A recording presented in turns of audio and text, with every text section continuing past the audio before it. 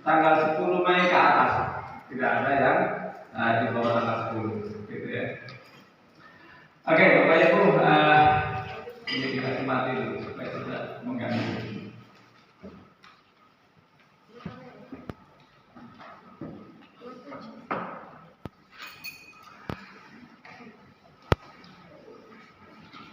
Oke, kita coba lihat dulu terkait dengan indeks pemenuhan SPM, standar pelayanan minimal.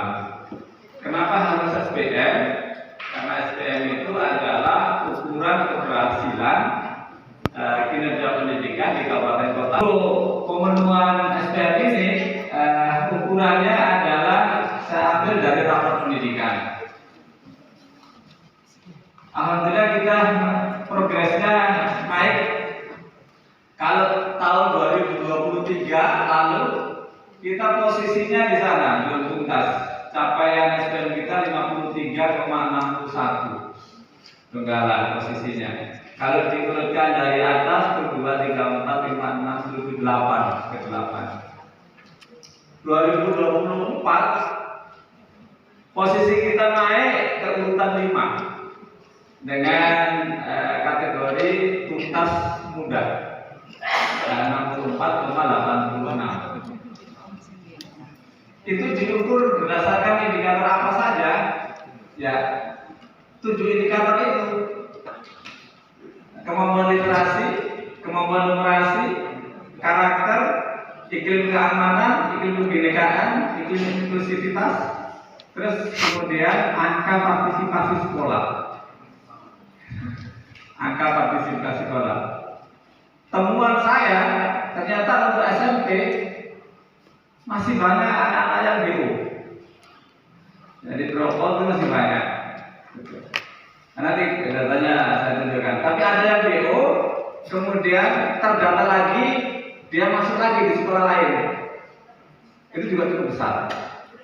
Gitu ya. Tapi kalau dilihat selisihnya juga masih ratusan anak usia SMP di Donggala yang pada akhirnya gugur pada jenjang SMP.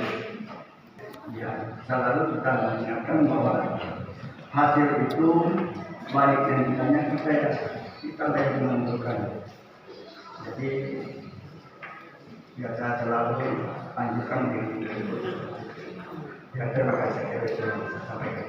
Ya, kita masih penasaran ya tentunya ya, kinerja seperti apa yang dilakukan oleh guru-guru kita dalam memberikan pelayanan kepada murid sehingga murid-murid itu literat gitu ya.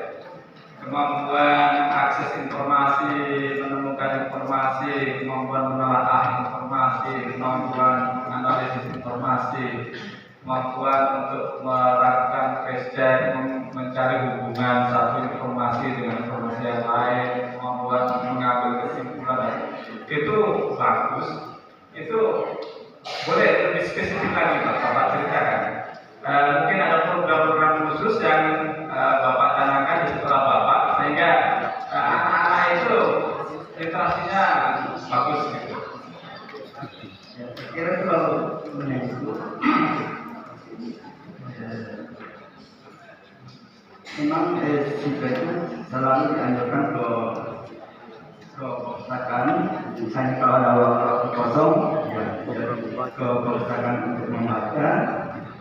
Ya, kemudian guru-guru juga selain belajar reguler itu ya ada waktu luang digunakan untuk juga belajar tambahan.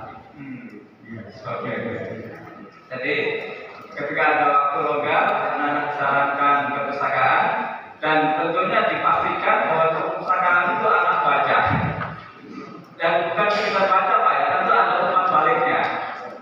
Umpan balik dalam arti diberikan kesempatan kepada setiap anak itu mendiskusikan apa yang sudah dibaca. Nah, gitu ya.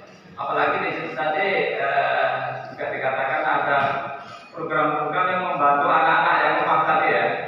Nah, secara individu mungkin ada beberapa anak yang kategorinya lemah, itu mungkin pelayanan khusus ya. Oke, mungkin Bapak Ibu di sekolah lain